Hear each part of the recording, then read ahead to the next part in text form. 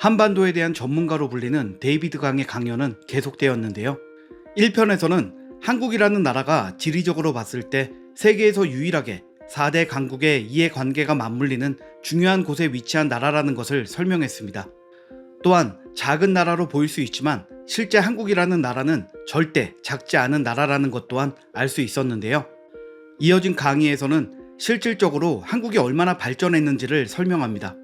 겨우 몇십 년 만에 미국의 경제를 빠르게 추격하며 꾸준히 성장하는 나라이며 현재 세계의 중심에 우뚝 선 나라라고 한국을 소개했습니다.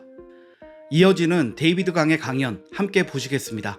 For most countries that aren't continent-sized, Korea is actually pretty normal-sized. It's not that small. Now, why also do we care? This is a chart, and I don't have too many charts, but I think this is very interesting. One way we compare is economic development. We all know that Korea, how many of you have a Samsung or an LG phone, TV, etc., Hyundai car, right?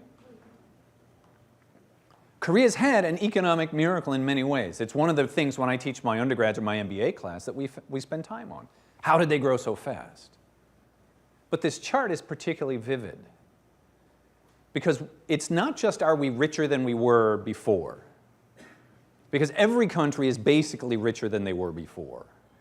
No matter how poor they are, you know, cell phones didn't exist, and now you've got people in the poorest of countries who can actually buy a cell phone, right? So they're better off than they were. But often we want to measure, are you catching up to the richest countries, or in this case, the United States? So what this does here is puts economic wealth, per person income, GDP per capita, gross domestic product per capita, or wealth per person, as a percentage of American wealth per person. Okay, so you guys got that, right? If you go back to 1950, the red is Mexico and the blue is Brazil. 15% as rich. So every Mexican was about 25% as rich as every American per person. You watch over a generation, by the 1980s, Mexico had risen to 35%. They were beginning to catch up. However, that was short-lived. And so by 2005, 2004, Mexico is basically per person as rich as it was 50 years ago. So yeah, Mexicans today are richer than they were yesterday. Brazilians were at 15%, now they're at 20%, right? But they're not really closing the gap in terms of wealth compared to the United States. The United States is getting richer just as they're getting richer. And sadly, this is the case for most countries around the world outside of Europe. Africa, Latin America, Middle East, many South Asian countries. So why are Korea, Taiwan, these kind of countries so interesting? They started out, green is Taiwan, yellow is Korea. They started out at 10% as rich, 1/10 as rich per person as America in 1950. But rather than a sort of up and down thing, it's almost a direct line upwards. So that by 2004, they're over 50% as rich as the United States. And they've continued to close the gap. These numbers just haven't been updated.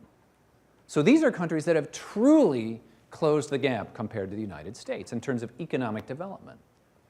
And you can see that if you ever go to Seoul, if anyone goes to Korea, Japan, Taiwan, these countries in many ways are more sophisticated, more technologically intense than American countries. Yes? No, this is just South Korea. We're going to talk about North Korea later because North Korea has not closed the gap. But the South Korean economy, right? So we have the world's largest shipbuilder is Hyundai, or South Korea, and Hyundai Heavy Industries, right? Samsung and LG are now global brands.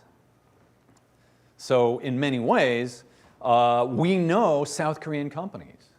They've managed to transform themselves in ways. And that's the one reason, even if you don't have Korean students or direct interactions with Koreans, why it's an interesting story.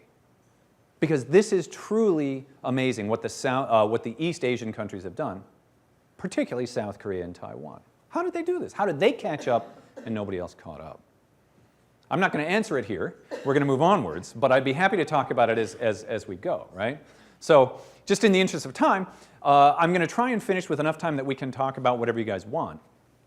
But this is just some reasons why we think Korea is interesting, why we might want to study it.